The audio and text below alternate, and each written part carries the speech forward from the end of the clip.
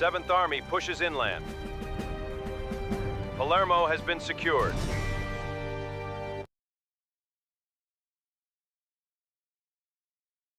July 22, 1943. Only 12 days after launching Operation Husky, the massive Allied invasion of Sicily, the world witnessed a stunning military milestone.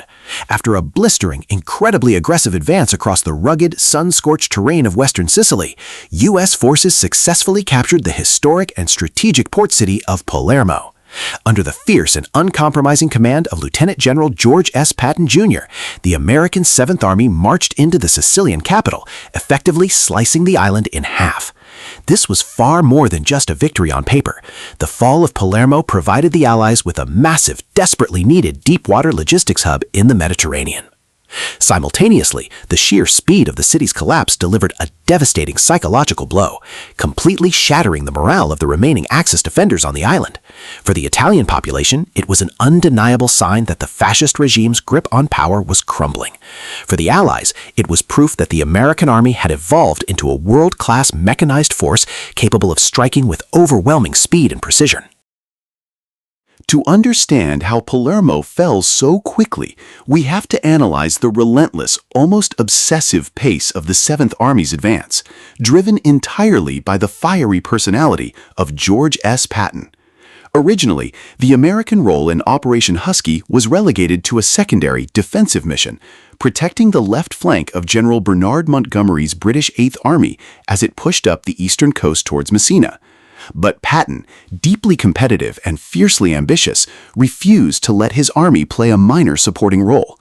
Sensing that the Italian defenders were disorganized and retreating, Patton convinced his superiors to let him unleash his forces on a highly aggressive maneuver towards the northwest. Patton's operational philosophy was simple: speed is a weapon. By insisting on constant forward momentum, the American mechanized units bypassed slower, deeply entrenched Axis defensive formations before they could even set up proper lines. Infantrymen marched up to 20 miles a day through brutal heat and mountainous terrain, while armored columns pushed ahead relentlessly.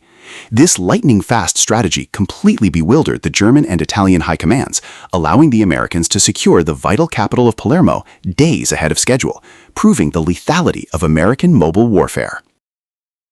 Capturing Palermo was not merely a symbolic victory to satisfy Patton's ego, it was a profound logistical necessity for the entire Mediterranean theater of war. Before the fall of the city, Allied supply lines were stretched dangerously thin, relying entirely on the vulnerable, open landing beaches in the south, which were constantly exposed to unpredictable summer storms and Axis air raids. By gaining total control of Palermo's large, sheltered port, the Allies secured a massive gateway to funnel reinforcing divisions, heavy armor, and millions of tons of ammunition directly onto the island. This logistical turning point provided the vital lifeblood needed for the next, far more grueling phase of the campaign, the arduous eastward push toward the heavily fortified city of Messina and ultimately the impending invasion of the Italian mainland.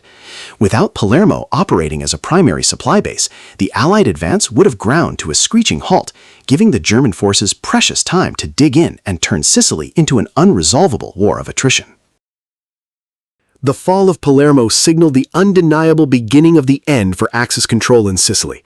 With the western half of the island entirely cleared of enemy forces in a matter of days, the strategic balance shifted permanently in favor of the Allies. The successful operations across the western sector built the massive tactical momentum necessary for the campaign's ultimate conclusion. Furthermore, the loss of Palermo triggered an immediate political earthquake back in Rome. Just days after the city fell, the Italian fascist Grand Council revolted against Benito Mussolini, leading to his arrest and the eventual collapse of his dictatorship. Sicily was the gateway to occupied Europe, and the quick capture of its capital proved that the Axis fortress Europe was highly vulnerable to aggressive amphibious and mechanized assault. The lessons learned during the lightning drive to Palermo would directly shape Allied operational doctrines for the upcoming invasions of Italy and eventually the beaches of Normandy, establishing a blueprint for total victory. The fall of Palermo remains celebrated as one of the most brilliant, daring, and logistically successful operations in the storied career of General George S. Patton. It showcased how raw speed, aggressive leadership, and operational initiative can completely paralyze an enemy army and alter the course of an entire campaign. When evaluating these massive theater campaigns of World War II, how do you assess the delicate balance between Patton's aggressive leadership style and the strict dictates of operational security and teamwork? Did Patton's rogue sprint to Palermo risk tearing the Allied coalition apart, or was it exactly the kind of bold risk-taking required to win a global war? We want to hear your thoughts and analytical insights, so please share your perspectives in the comments section down below. If you found this comprehensive historical deep dive valuable, please hit that like button, share this video with a fellow history enthusiast, and don't forget to subscribe to our channel so you never miss another episode exploring the epic moments that have shaped our modern world. Thank you for watching, and we will see you in the next video.